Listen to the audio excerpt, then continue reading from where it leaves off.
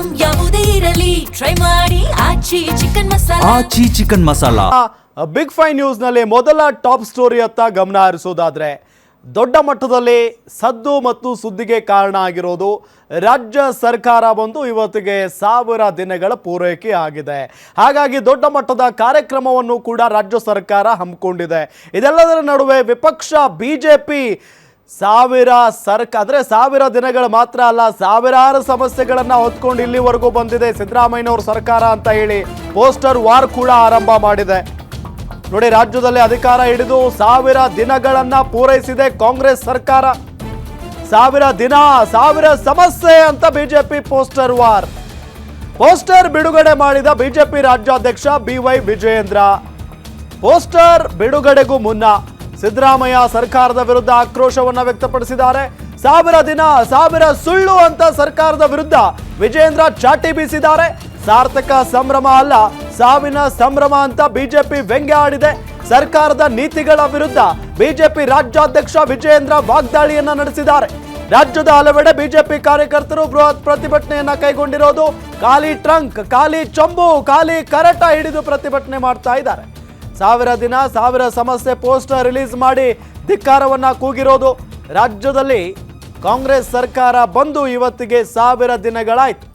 So ಹಾಗಾಗಿ ಒಂದು ದೊಡ್ಡ ಸಮಾವೇಶಕ್ಕೆ ಕಾಂಗ್ರೆಸ್ ಸಜ್ಜಾಗಿದೆ, ಸಮಾವೇಶವನ್ನು ನಡೆಸ್ತಾ ಇದೆ. ಇದೆಲ್ಲದರ ನಡುವೆ ಪೋಸ್ಟರ್ ವಾರ್ ಬಿಜೆಪಿ ಕಡೆಯಿಂದ ನಿಮಗೆ ಪೋಸ್ಟರ್ಗಳನ್ನು ನಾವು ತೋರಿಸ್ತಾ ಇದ್ದೀವಿ. 1000 ದಿನ 1000 ಸಮಸ್ಯೆಗಳು ಅಂತ ಹೇಳಿ ಅದರಲ್ಲೂ ಸಮಸ್ಯೆಗಳನ್ನು ಉಲ್ಲೇಖ ಕೂಡ ಮಾಡಿದ್ದಾರೆ. ಏನೆಲ್ಲ ಕಾಂಗ್ರೆಸ್ ಸರ್ಕಾರ ಎಡವಟ್ಟುಗಳನ್ನು ಮಾಡಿಕೊಳ್ಳುತ್ತೋ, ಕಾಂಗ್ರೆಸ್ ಸರ್ಕಾರದಲ್ಲಿ ಏನೆಲ್ಲ ಆರೋಪಗಳು ಕೇಳಿ ಬಂದವು ಅದೆಲ್ಲದರ ಬಗ್ಗೆಯೂ ಕೂಡ ಉಲ್ಲೇಖ ಮಾಡಿದೆ ಬಿಜೆಪಿ. ಇದೆಲ್ಲದರ ಜೊತೆಗೆ 1000 ದಿನ 1000 ಸಮಸ್ಯೆ ಅನ್ನೋ ನಿಟ್ಟಿನಲ್ಲಿ DK ಶಿವಕುಮಾರ್ ಮತ್ತು CM ಸಿದ್ದರಾಮಯ್ಯನವರನ್ನ ಆ ಫೋಟೋದಲ್ಲಿ ತೋರಿಸ್ತಾ ಇದ್ದಾರೆ.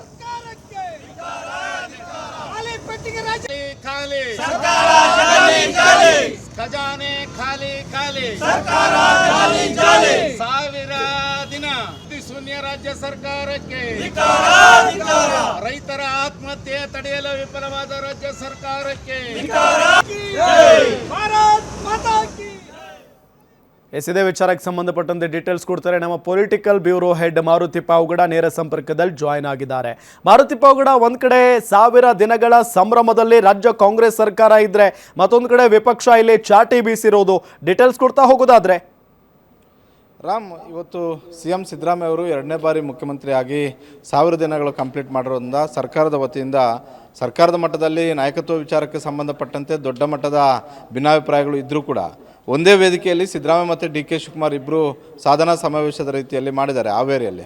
ಆದರೆ ಅದಕ್ಕೆ ತದ್ವಿರುದ್ಧವಾದಂತಹ 1000 ದಿನದಲ್ಲಿ 1000 ಸುಳ್ಳುಗಳನ್ನು, 1000 ಸಮಸ್ಯೆಗಳನ್ನು ಇರುವಂತಹ ಒಂದು ಸರ್ಕಾರ ಅನ್ನುವಂಥ ಒಂದು ರೀತಿಯಲ್ಲಿ BJP ಕೆಲ ಜಿಲ್ಲೆಗಳಲ್ಲಿ ದೊಡ್ಡ ಮಟ್ಟದ ಒಂದು ಪ್ರೊಟೆಸ್ಟನ್ನು ಕೂಡ ಮಾಡಿದೆ.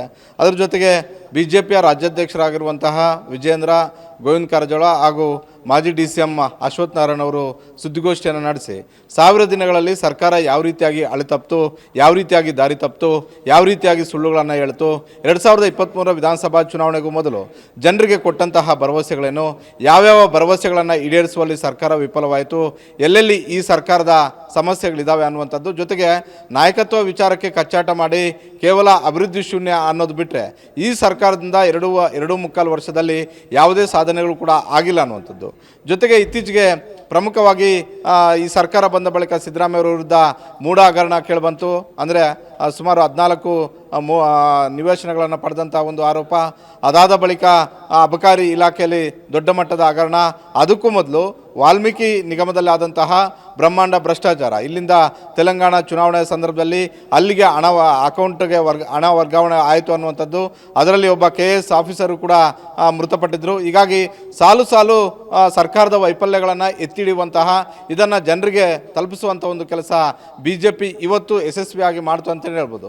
ಒಂದು ಕಡೆ ಹಾವೇರಿಯಲ್ಲಿ ಮಾಡಿದಂತಹ ಸರ್ಕಾರದ ವತಿಯಿಂದ ಮಾಡಿದಂತಹ ಸಾಧನಾ ಸಮಾವೇಶ ಸದ್ದು ಮಾಡದೇ ಇದ್ದರೂ ಕೂಡ ವಿಪಕ್ಷಗಳು BJP ಮತ್ತು JDS ಎರಡೂ ಪಕ್ಷಗಳು ಕೂಡ ಸಾಧನದ ಹಾದಿಯಲ್ಲಿ ಈ ಸರ್ಕಾರ ಇಲ್ಲ, ವೈಫಲ್ಯಗಳ ಹಾದಿಯಲ್ಲಿ ಈ ಸರ್ಕಾರದ ಇದೆ ಅನ್ನುವಂಥದ್ದನ್ನು 2.25 ವರ್ಷದಲ್ಲಿ ಆದಂತಹ ಎಲ್ಲ ವೈಫಲ್ಯಗಳನ್ನು ಪಟ್ಟಿ ಮಾಡೋದರ ಮುಖೇನ ಇವತ್ತು ದೊಡ್ಡ ಮಟ್ಟದ ಒಂದು ಸುದ್ದಿಗೋಷ್ಠಿಯನ್ನು ಮಾಡಿದ್ರು. ಅದರಲ್ಲಿ BJP ಮತ್ತು JDS ಯಶಸ್ವಿ ಆಗಿದೆ ಅಂತಲೇ ಹೇಳ್ಬೋದು. ಜೊತೆಗೆ ಮುಂದಿನ ದಿನಗಳಲ್ಲಿ ಈ ಸರ್ಕಾರದ ವಿರುದ್ಧ ಯಾವೆಲ್ಲ ವೈಫಲ್ಯಗಳು ಆಗಿದಾವೋ ಆ ವೈಫಲ್ಯಗಳನ್ನು ಇಟ್ಕೊಂಡು ಇಡೀ ರಾಜ್ಯಾದ್ಯಂತ ಹೋರಾಟಗಳನ್ನು ಮಾಡ್ತೀವಿ ಅನ್ನುವಂಥ ಒಂದು ಸಂದೇಶವನ್ನು ಕೂಡ ರವಾನೆ ಮಾಡಿದ್ದಾರೆ. ರಾಮ್, ಥ್ಯಾಂಕ್ ಯು ಮಾರುತಿ ಪಾವ್ಗಡ ತಮ್ಮೆಲ್ಲ ಮಾಹಿತಿಗಾಗಿ.